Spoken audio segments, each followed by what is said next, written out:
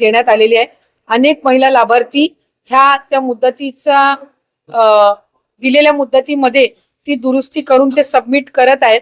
साधारणपणे 30 एप्रिल पर्यंत त्या संदर्भातला अंतिम जो डेटा आहे हा आपल्यापर्यंत समोर येईल।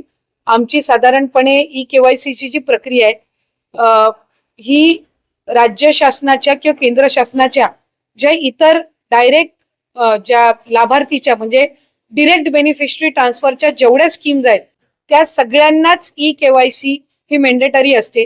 त्यानुसार ही प्रक्रिया ही सुरू आहे आणि त्याच्या अंतिम मध्ये अधिकाधिक ज्या लाभार्थी आहेत त्यांना लाभ हा या योजनेच्या अंतर्गत सुरू राहील। परंतु काही ठिकाणी नेटचा अभाव असल्यामुळे त्यांचं केवायसी होत नाही, त्याच्याकडे एप्रिल नाही आता नाही 30 एप्रिल पर्यंत आता दिलेली आहे, त्याच्यामुळे 30 एप्रिल आणखीन तारीख तर येऊ दे आणि ही तिसरी का चौथी मुदत वाढ आहे आणि बऱ्याचशा लाभार्थी महिला ज्या आहेत या त्याच्यामध्ये दुरुस्ती करत आहेत।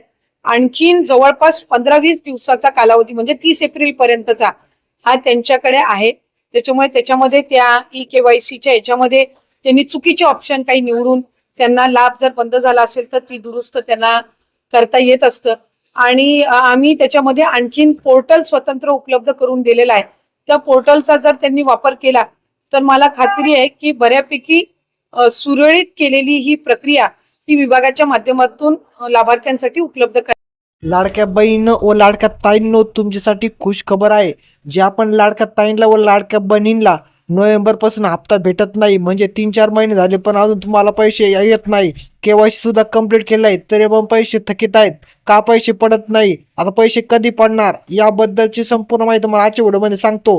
तुम्हाला पैसे 100% भेटणार ते कधी तर तुम्हाला 30 एप्रिल नंतर जे आपण लाडक्या बहिणी केवायसी कंप्लीट केलेली आहे त्या सर्व लाडक्या बहिणीला 30 एप्रिल नंतर सर्व हप्ते त्यांच्या बँक खात्यामध्ये जमा होणार आहे। नवीन अपडेट ही समोर आलेले आहे, त्यामुळे जे आपण लाडक्या बहीण केवायसी कंप्लीट केले आहे त्यांनी टेन्शन घेऊ नका, तुमच्या राहिलेले सर्व हप्ते तुमच्या बँक खात्यामध्ये वन टाइम डीबीटी मार्फत जमा होणार आहे।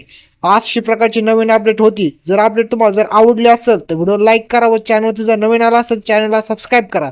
भेटूया पुढच्या नवीन व्हिडिओमध्ये, धन्यवाद।